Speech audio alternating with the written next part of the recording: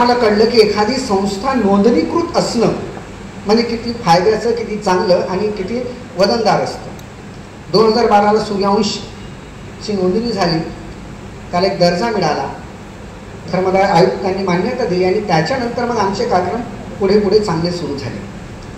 मला असं वाटतं की सूर्यवंशने काही कार्यक्रम खूप वेगळे घेतलेले आहेत. म्हणजे आपल्याकडे विदर्भ साहित्य संघाच्या माध्यमातून शांतारामजीच्या पुढाकाराने अखिल भारतीय साहित्य संमेलनं, विदर्भ साहित्य संमेलन होत होते. परंतु स्त्रियांचं साहित्य संमेलन म्हणजे माझ्या माहितीनुसार, कदाचित त्याच्या आधी झालेली असतील, पण माझ्या माहितीनुसार सूर्यवंशनेच पहिल्यांदा स्त्री शक्ती साहित्य संमेलन घेतलं चंद्रपुरामध्ये 2012मध्ये संस्था रजिस्टर झाल्याच्या 2 महिन्यानंतर.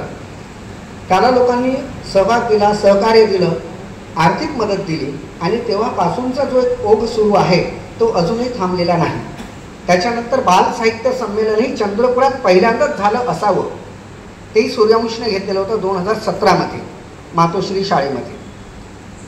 मी मगाशी जे म्हणालो की माझं वय कमी असल्यामुळे माझा अभ्यास साहित्य संमेलनाबाबतचा तोकडा असू शकतो चंद्रपूरच्या, पण मला असं आठवत नाही की बालसाहित्य संमेलन चंद्रपुरात झालं. ते सूर्यवंशनं घेतलं. स्त्री शक्ती साहित्य संमेलन सूर्यवंशनं घेतलं.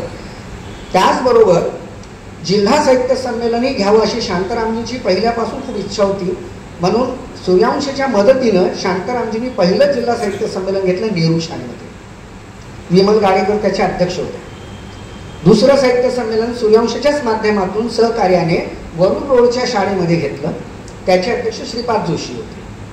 आणि त्यानंतर सूर्यवंशने स्वतंत्रपणे तिसरं जिल्हा साहित्य संमेलन घेतलं राजन जयस्वाल यांच्या अध्यक्षतेत आणि संजय वैद्य त्याचे स्वागताध्यक्ष होते. असे वेगळे धाटणीचे कार्यक्रम करत असतानाच सूर्यवंशने एक काम केलं की आपल्या जिल्ह्यात जे नव्याने लिहित आहेत, जे कलाक्षेत्र असेल, साहित्य असेल, त्याच्यामधल्या काही लेखकांना, तरुण लेखकांना प्रोत्साहन देण्यासाठी नवोन्मेष पुरस्कार सुरू केला, जो आजही दिला जातो. 12 वर्ष झाले त्या पुरस्काराला. त्यानंतर जिल्ह्यातल्या ज्येष्ठ साहित्यिकांचा सन्मान व्हावा या उद्देशाने सूर्यवंशने साहित्य सन्मान हा पुरस्कार सुरू केला, जे कोणतंवर परिवार देत असते त्याची राशी. आणि मला वाटतं तो खूप सुरुवातीला आशिष देव, डॉक्टर ईसादास भडके यांना दिला, नंतर मोहोळकर सरांना दिला, खानोळकर सरांना दिला, दादा देशकरांना दिला, विमल गाडेकरांना दिला. भरपूरशी अशी नावं आहेत की दरवर्षी पुरस्कार मागच्या 10 ते 12 वर्षापासून सातत्याने देण्यात येते. आणि कलायात्री हा पुरस्कार मागच्या 7 वर्षापासून देण्यात येतो. विवेक पत्तीवार यांच्या सहयोगातून तो आपण देतो की चंद्रपूर जिल्ह्याच्या कलेच्या क्षेत्रात जे लोक काम करत आहेत त्यांच्यासाठी हा पुरस्कार आहे. त्याशिवाय राज्यभरातल्या पुस्तकांना पुरस्कार असतात, कवितेला, कथेला, कादंबरीला आणि मागच्या 3 वर्षापासून ललित साहित्याला. वेगवेगळे त्याचे प्रायोजक आहेत.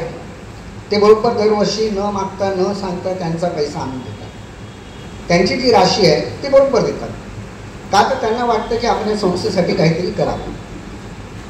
एखादी संस्था पुढे जात असताना जर हेतू प्रामाणिक असेल तर लोक तुम्हाला कशी मदत करतात याचे 2 उदाहरण मी फक्त तुम्हाला सांगतो. पहिलं असं की 8-10 वर्षाआधी जेव्हा आम्ही एक संमेलन घेण्याचा विचार केला त्यावेळेस एकदा मी विमल गाडेकरांकडे गेलो. आम्ही असं ठरवलं होतं की 3-3 हजार रुपये आपण त्यावेळेस काढायचे, म्हणजे 8-10 वर्षाआधी, कारण खर्च 1.5-2 लाखाचा होता. तर गाडेकर मॅडमच्या घरी जेव्हा मी गेलो त्यावेळेस त्या घरी नव्हत्या. आता अविनाशची पत्नी असलेली वर्षा त्यावेळेस त्यांच्या घरीच राहायची. तिने फोन करून मॅडमला सांगितलं की सर आले आहे, त्यांना मदत करायची आहे, तर कसं, म्हणजे त्यांना नंतर यायला सांगू का. त्यावेळेस गाडेकर मॅडमने फोनवर तिला सांगितलं की नाही, एक काम कर, त्याच्यासमोर आपल्या कपाटातलं चेकबुक काढून ठेव आणि त्याला सांग की याच्यात आकडा लिहून टाक. तर मग माझं बोलणं झालं. मी म्हणालो की काही मॅडम म्हणालो किती पैसे लिहू मी, म्हणजे माझी अपेक्षा 3,000ची होती की 3,000 पाहिजे होते, कारण आमचं ठरलं होतं 3-3 हजार रुपये काढायचे. त्या असं म्हणाल्या की तुला जेवढं वाटते तेवढं तू त्याच्यातली, मी कधी म्हणणार नाही की तू एवढे पैसे का घेतले, तुमचं जरी ठरलं असेल तर, पण मी 3,000 घेतले त्यावेळेस. तर हा असतो संस्थेवरचा विश्वास. दुसरं उदाहरण आहे विवेक पत्तीवार यांच्या माध्यमातून शहरातल्या खूप साऱ्या लोकांची आमची ओळखी झाली. अशा वेळेस सुनील कुलकर्णी जे आता हयात नाही, मागच्या महिन्यात त्यांचं निधन झालं. एकदा त्यांच्याकडे गेलो, विवेक पत्तेवार, मी, गीता रायपुरे आणि आमचे काही सदस्य, मिलिंद बोरकोरी त्या काळात होते. त्यांच्याकडे गेलो तेव्हा त्यांनी असं सांगितलं की ठीक आहे, तुमचं संमेलन आहे का? तर हो म्हणालो. पहिल्यांदा भेट झालेली, अतिशय रॉयल माणूस म्हणून आपण, म्हणजे तुम्हाला त्यांचा स्वभाव माहीत असेल सुनील भाऊंचा, खूपच चांगल्या स्वभावाचे. तर मी त्यांना म्हणालो की सर असंच संमेलन आहे, तर तुम्ही काही मदत करा. तेव्हा त्यांनी पत्तेवारांना विचारलं की किती देऊ. पत्तेवारजी म्हणाले तुम्हाला जे योग्य वाटते ते द्या. त्यांनी 10,000 रुपये दिले. आणि त्यानंतर ते असं म्हणाले की हे 10 म्हणजे इथे संपलेलं नाही आहे, याच्यानंतर दरवर्षी संमेलन हो न हो सूर्यवंशला 10,000 देत जाईल. आणि त्यांनी ते अखेरपर्यंत पाळला तो शब्द. दरवर्षी विवेक पत्तेवार जायचे, 10,000 रुपये त्यांच्याकडून घेऊन यायचे. खूप सारी अशी माणसं आहेत की ज्यांच्याकडे आम्ही जेव्हा जेव्हा गेलो त्या वेळेस त्यांनी पैसे नाही असं कधी म्हटलेलं नाही. काही कटू अनुभव आले, त्याच्यातले 2 अनुभव सांगतो. एका नेत्याकडे गेलो, म्हणजे फार मोठे नेते नव्हते, ते गावातलेच होते. आमचं संमेलन होतं. आम्ही सगळे, म्हणजे मी, सीमा पाटील, मिलिंद बोरकर, रंगनाथ रायपुरे, सुरेशही होतं त्यावेळेस, त्याला आठवत नाही तो कोणच्या एका नेत्याकडे गेलो आम्ही त्यावेळेस. बसलो अर्धा तास झाला. शेवटी भेट झाली आणि त्यांनी 200 रुपये काढून दिले. ते म्हणाले कशासाठी मागता तुम्ही, तुमच्या बळावर संमेलन करा. दुसरे एक व्यक्ती, चांगलं घर आहे, सगळं काही आहे, व्यवस्थित आहे, साहित्य क्षेत्रात स्वतःला समजतात की मी आहे, त्यांच्याकडे गेलो. ते म्हणाले माझ्याकडे काय आहे, काहीच नाही आहे. 4 मजली बिल्डिंग, काहीच नाही आहे माझ्याकडे. काय नाही, सगळं माझ्या मुलाचं आहे. म्हणलं अहो पण मुलगा तर तुमचा आहे ना, तेवढी तर तुम्ही मदत करू शकता. असे खूप चांगले अनुभव आलेले, वाईट अनुभव आलेले. पण सूर्यवंश सातत्याने सुरू आहे. आणि नोंदणी झाल्यानंतर जे आम्ही अनुभवलं की लोक तुम्हाला मदत करतात, पैसे देतात, चांगला सपोर्ट करतात. म्हणजे जेव्हा आम्ही ठरवतो की आम्हाला 2 लाखात कार्यक्रम करायचा आहे, आत्तापर्यंत सूर्यवंशने 4 राज्यस्तरीय साहित्य संमेलन घेतले आहे. विमत नाही तर ते माहीत आहे, संध्याताईला ते माहीत आहे, संध्याताई पण नेहमी राहायच्या. तर त्यामध्ये आम्ही जर ठरवलं की 2 लाख रुपये आम्हाला पाहिजे, तर आमच्याकडे 4 लाख जमा होतात. मग आम्ही त्याची FD टाकतो उरलेल्या पैशाची. 2 FD आमच्या होत्या, आत्ता आम्ही त्या तोडल्या मागे, कारण आता मागच्या कोरोनाच्या नंतर सूर्यवंशचे कार्यक्रम थोडे आम्ही कमी केलेले आहे.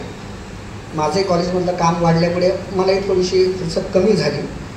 तर हे सगळं होत असताना लोक तुम्हाला मदत करतातच, नाही म्हणतच नाही, पण त्यांचा तुमच्यावर विश्वास बसला पाहिजे. सूर्यवंशाची एक नीती आहे.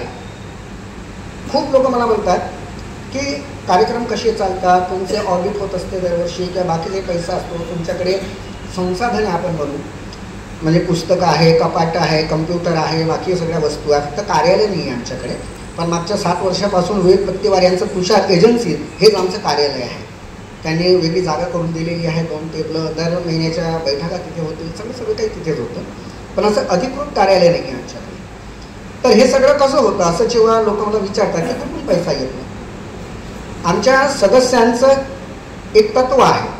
आम्ही सगळेजण दर महिन्याला 250 रुपये, म्हणजे 10 महिन्याचे 2,500 रुपये गोळा करतो. 2,500 रुपयामध्ये एका व्यक्तीचे 2,500, असे आमचे 20 लोक आहेत जे सूर्यवंशाचे सदस्य आहेत. म्हणजे कार्यकारिणीत आहे, त्याच्यानंतर आजीवन सभासद आहे. आता एखाद दुसरा सभासद नाही देत, मग देतो असंही म्हणतो, पण सगळे ॲडजस्ट होऊन जाते. तर 50,000 रुपये आमच्याकडे वर्षाचे असेच जमतात. मग त्या 50,000मध्ये आम्ही वर्षभराची आखणी करून घेतो की हा कार्यक्रम कसा करायचा आहे, त्यासाठी किती खर्च येईल. आणि जे मोठे कार्यक्रम असतात त्या कार्यक्रमासाठी मग आम्ही स्वतः पैसे काढतो, जास्तीचे काढतो आणि त्याच्यातून कार्यक्रम करतो. कारण काय तर संस्था जिवंत ठेवायची आहे, चळवळ जिवंत ठेवायची आहे. जेव्हा सूर्यवंश स्थापन झाली त्यावेळेस या शहरात मी म्हणालो की काही सांस्कृतिक संस्था होत्या, पण साहित्य संस्था अशा नव्हत्याच. नंतरच्या काळात त्या वाढल्या. आता तर इतकं आहे की मला वाटतं दर रविवारच आपला बिझी जातो, एवढ्या संस्था आता झालेल्या आहेत चित्रपटात. पण तरी सगळ्यांनी एकत्र येऊन एकत्र राहून जर काम केलं तर या सगळ्यांचं एक चांगलं कुठेतरी सांस्कृतिक चेहरा महाराष्ट्रापुढे वेगळ्या अर्थाने येऊ शकतो की नाही, या गावामध्ये चांगल्या संस्था आहे, या गावामध्ये चांगलं वातावरण आहे. कारण कुठल्याही शहराचा चेहरा, तिथली सांस्कृतिकता काय, तिथलं साहित्य लेखन काय हे बघूनच गणल्या जातं की म्हणजे काय आहे नेमकं. किती लोक साहित्यिक आहेत त्या गावात, तुमच्या गावात किती हॉटेल्स आहेत, किती मॉल्स आहेत, किती थिएटर्स आहेत हे कुणी विचारणार नाही. पण तुमच्या गावात कलावंत किती आहे, तुमच्या गावात साहित्यिक किती आहे, लेखक किती आहे, चित्रकार किती आहे हे आधी विचारल्या जातं.